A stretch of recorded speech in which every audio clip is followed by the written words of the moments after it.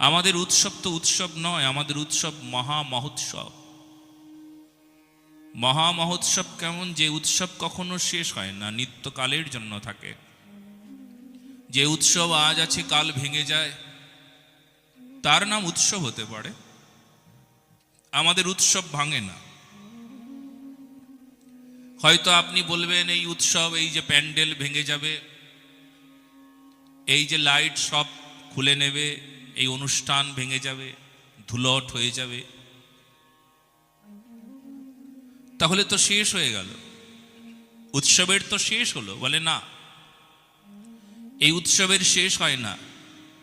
যে উৎসব ভগবানকে কেন্দ্র করে হয় সেই উৎসব শুরু হয়, এর শেষ নাই। শুরু হয় কোথায়? আপনার হৃদয়ে, আপনার চরিত্রে, আপনার জ্ঞানী, আপনার স্বভাবে। যে উৎসব নিত্যকালের জন্য আপনার মধ্যে এসে পৌঁছায়, আপনাতেই বিরাজমান হয়, তার নাম মহা মহোৎসব।